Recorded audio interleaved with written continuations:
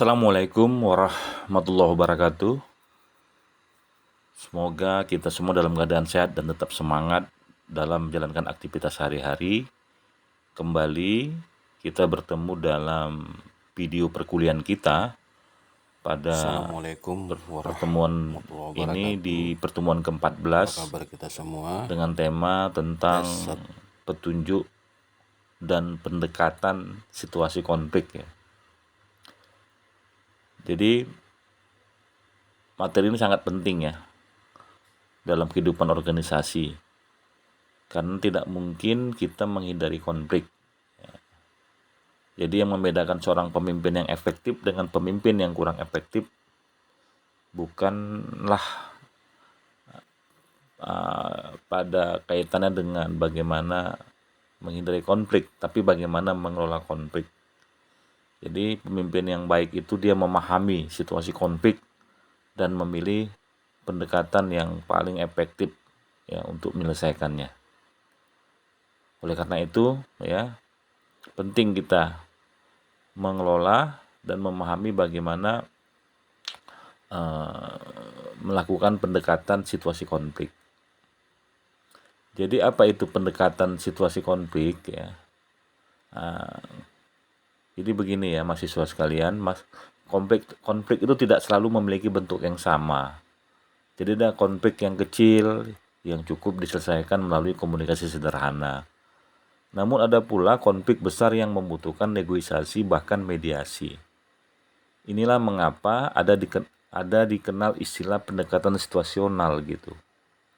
Jadi pendekatan situasional itu ya merupakan pedoman nih bagi pemimpin atau manajer untuk memilih strategi penyelesaian konflik berdasarkan kondisi nyata yang sedang dihadapinya.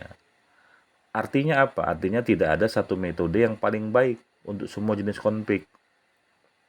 Nah, jadi sebagai contoh, jika dua orang pegawai hanya salah ya memahami informasi, maka kan klarifikasi komunikasi sudah cukup gitu.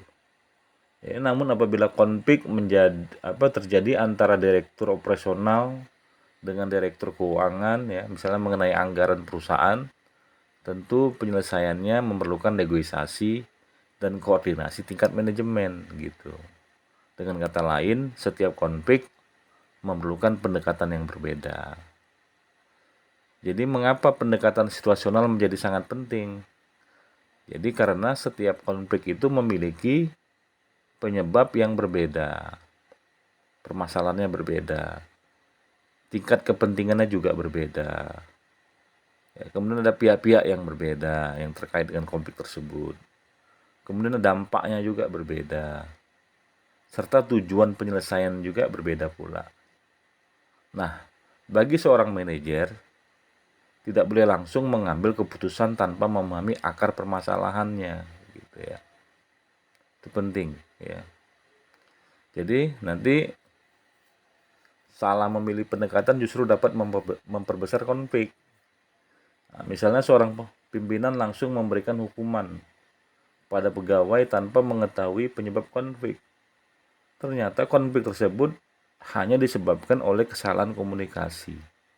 Akibatnya, hubungan kerjasama semakin memburuk. Jadi oleh sebab itu, pemahaman situasi menjadi sangat penting ya untuk diketahui ya, untuk menentukan apa yang menjadi solusi terbaik.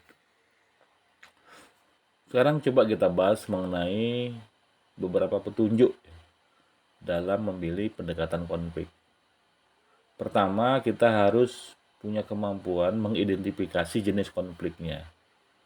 Jadi apakah konflik itu merupakan konflik pribadi, atau konfliknya antar bagian, atau konfliknya struktural, atau mungkin konflik kepentingan, nah, gitu.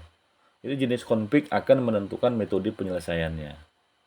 Nah yang kedua, pahami penyebab konflik. Apakah konflik muncul karena komunikasi yang buruk? Apakah karena perbedaan tujuan? Atau keterbatasan sumber daya? Ya, atau ketidakjelasan wewenang. Jadi setiap penyebab membutuhkan solusi yang berbeda. Nah, yang ketiga, identifikasi pihak-pihak yang terlibat. Ya. Jadi semakin tinggi jabatan pihak yang berkonflik, biasanya dampaknya terhadap organisasi juga semakin besar. Karena itu penyelesaiannya harus hati-hati gitu. Keempat, tentukan tingkat konflik. Apakah konfliknya ringan, sedang, atau sudah berat. Jadi konflik ringan mungkin cukup diselesaikan melalui komunikasi. Namun konflik yang berat memerlukan negosiasi, mediasi dan bisa jadi arbitrase gitu. Nah, kemudian kelima, perhatikan dampak konflik. Apakah konflik justru mendorong inovasi atau malah menurunkan produktivitas? Jika konflik masih memberikan manfaat, maka konflik tidak perlu langsung dihilangkan. Yang harus dilakukan adalah mengendalikannya agar tetap produktif. Ya. Nah, keenam, tentukan waktu penyelesaian. Tidak semua konflik harus langsung diselesaikan saat itu juga. Kadang-kadang perlu waktu kepada pihak yang berkonflik untuk menenangkan diri, justru menghasilkan penyelesaian yang lebih baik. Nah, ketujuh, pilih pendekatan yang sesuai ya. Apakah pendekatan dapat berupa komunikasi, apakah dalam bentuk kompromi, atau negosiasi, atau mediasi, atau kolaborasi, atau pendekatan integratif atau win-win solution. Oke, mari kita coba lihat studi kasusnya ya, supaya untuk bisa lebih memahami ya. Misalnya sebuah perusahaan mengalami konflik antara bagian produksi dan bagian quality control. Bagian produksi ingin mempercepat pengiriman barang kepada pelanggan. Sementara itu bagian quality control menolak karena kualitas produk belum memenuhi standar. Menurut saudara siapa yang benar? Jawabnya adalah kedua-duanya benar. Tentu bagian produksi ingin memenuhi target pengiriman, sedangkan quality control ingin menjaga kualitas produk. Disinilah seorang manajer harus menggunakan pendekatan situasional. Jadi langkah pertama adalah mengidentifikasi bahwa konflik ini merupakan konflik fungsional. Kemudian mencari penyebabnya, ya, yaitu perbedaan tujuan. Selanjutnya memilih pendekatan kolaborasi gitu.